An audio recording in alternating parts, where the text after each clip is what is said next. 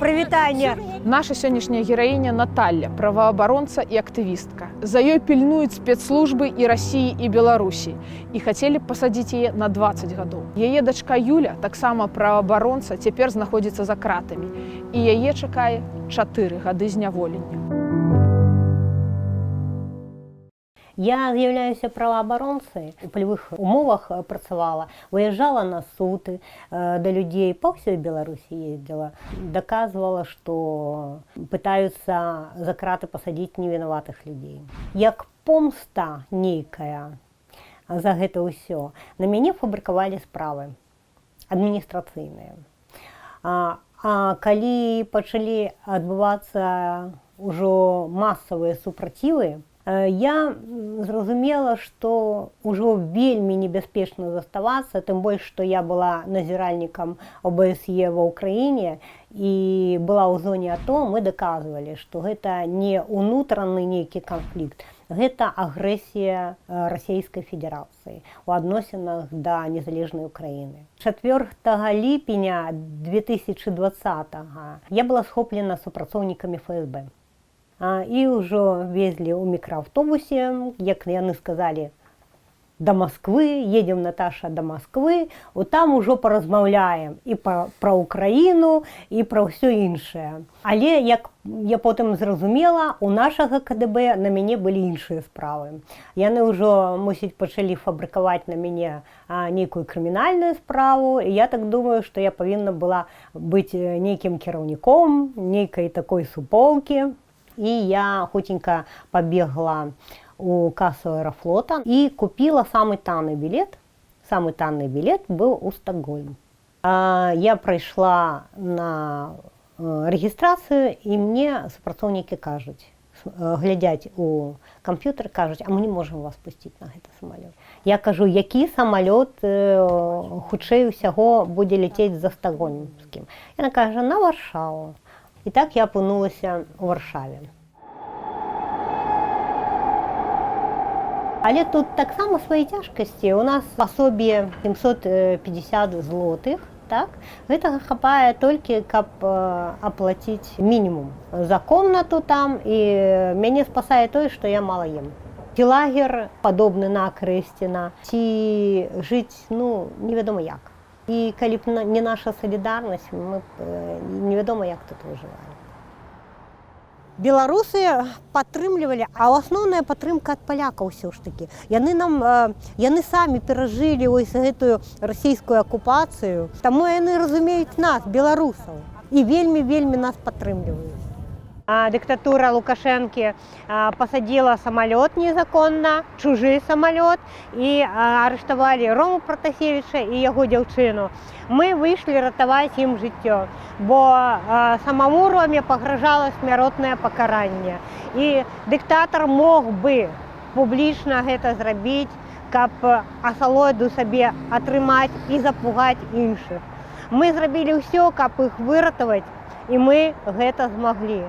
Еўрапарламент нас падтрымаў, і былі вельмі моцныя санкцыі супраць дыктатуры і супраць Белавія.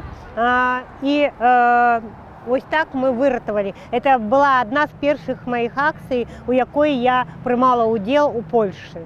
Таму мы павінны усе разам бароцца за кожнае жыццё, за кожнага палітвязня.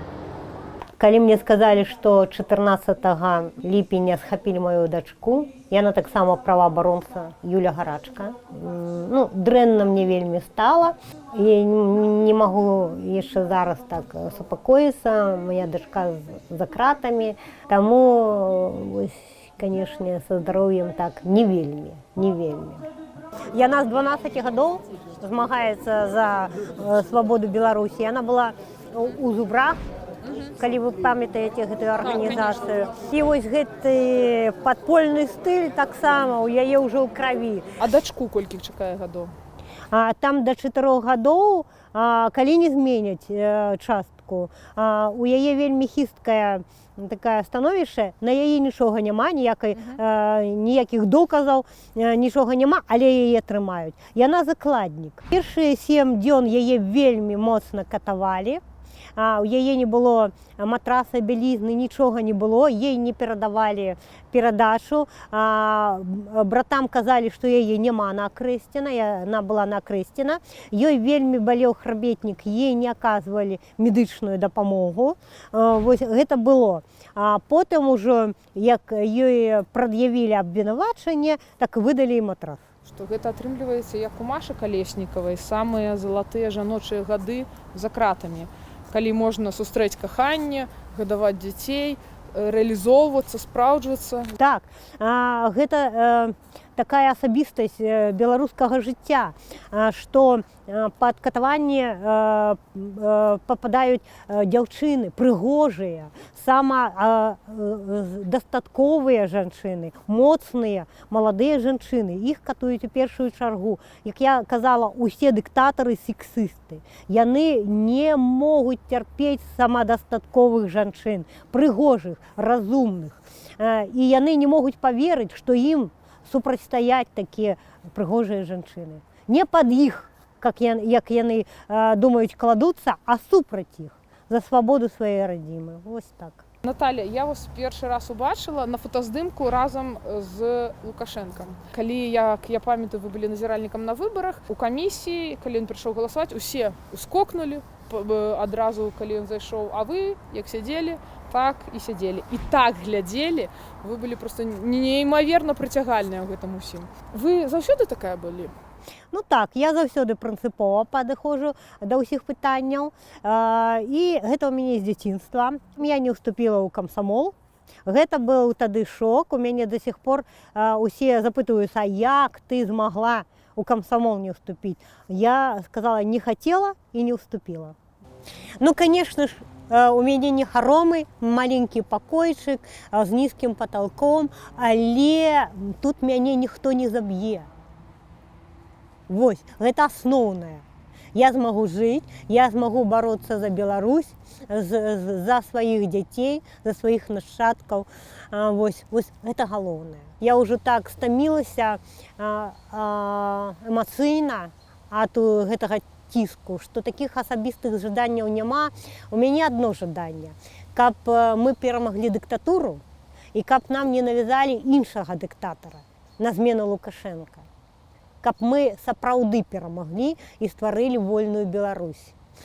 Ну і такое, калі ўжо пажаданне, я ж прыехала сюды без нічога, і моя любімая фотокамера, якой я фіксавала ўсе гэтыя правапарушэнні дыктатуры і міліцыянтаў, і вайсковых, яна засталася там.